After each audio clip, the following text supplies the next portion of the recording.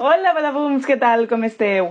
Avui vos vinc a parlar de el descobriment d'en Claudi.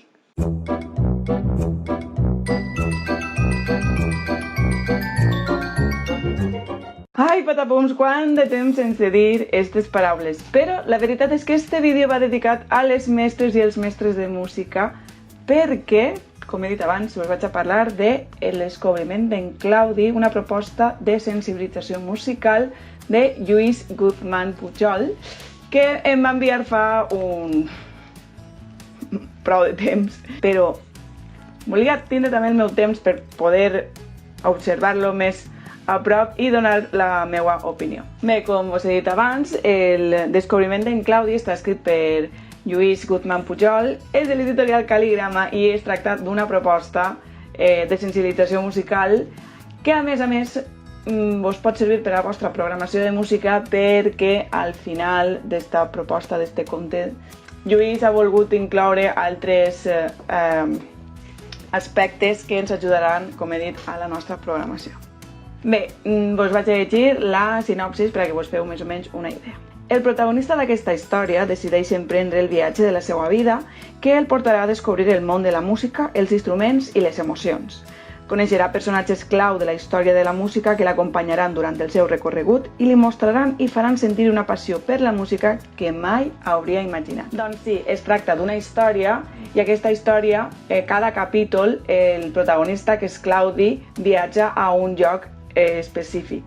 I sempre aquest lloc estarà acompanyat d'una audició. Que això és fantàstic, perquè podem treballar l'audició activa. Per exemple, Claudi viatja al sud d'Espanya i mentre estem llegint el viatge que fa Claudi cap al sud d'Espanya podem escoltar l'audició de Capricho Árabe de Tàrrega. Doncs així el llibre té més capítols on el protagonista va viatjant. Per exemple, això és a Venècia i en Venècia escoltem el Carnaval de Venècia de Strauss i va acompanyat d'unes il·lustracions fetes amb aquarela. Com podeu veure, el descobriment d'en Claudi és un conte de sensibilització musical, permet conèixer mitjançant les aventures del protagonista una xicoteta representació de les obres més conegudes o més representatives de la història de la música. I a més també ens permet o ens dona a conèixer els instruments de cada una de les èpoques i sempre estaran presents les emocions que acompanyen a la música. Un punt molt interessant que té el descobriment d'en Claudi és la proposta didàctica que té al final, perquè això ens facilitarà moltíssim l'ús del conte a la nostra programació. En la proposta didàctica del final del conte podem trobar aspectes que van relacionats directament amb el conte i que hem de tenir en compte en la nostra tasca docent. Per exemple, estan les dimensions, les competències, els criteris d'avaluació, els objectius d'aprenentatge, els continguts i a més activitats d'aprenentatge de cada una de les històries o dels llocs que visita Claudi.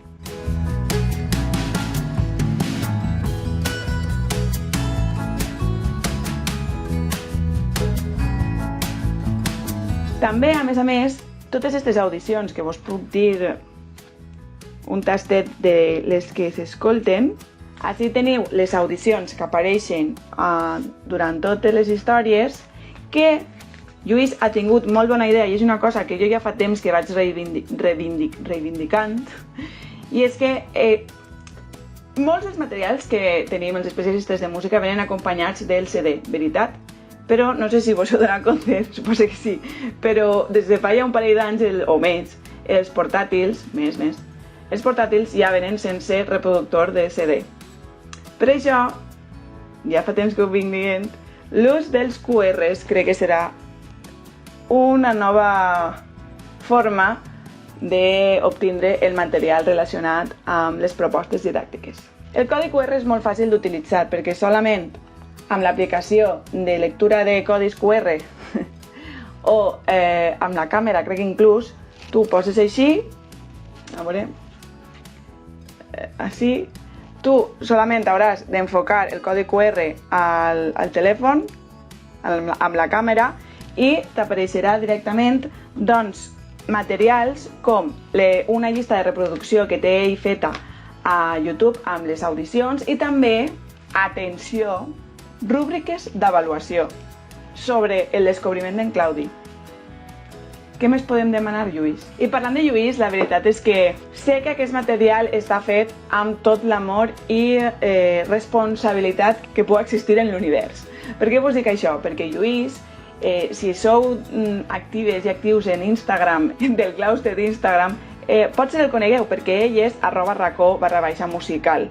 Durant tot el confinament ha estat compartint moltíssim material i també, per exemple, infografies de música per a fer-los servir o per a compartir-los amb tota la comunitat. Ell està molt preocupat per la supervivència de l'àrea de música a l'escola i només heu de veure tota la feina que ha fet amb aquesta proposta. La meva enhorabona, Lluís, la veritat és que això pot ajudar a molts i moltes especialistes de música, però a més en la situació que ens ve ara a principi de curs, almenys a València, no sé a Catalunya com estarà, però a València sí que és cert que potser els tutors hauran de fer totes les especialitats. Crec que a Catalunya també s'estava plantejant una cosa així al principi, ara ja no sé com estarà la cosa perquè com canvia cada 2 dies. Bé, ens pot ajudar perquè ve molt ben planificat, ve molt ben estructurat i pense que és un material que està fet per un docent per a docents. I no res, fins així el vídeo d'avui, espero que vos hagi agradat.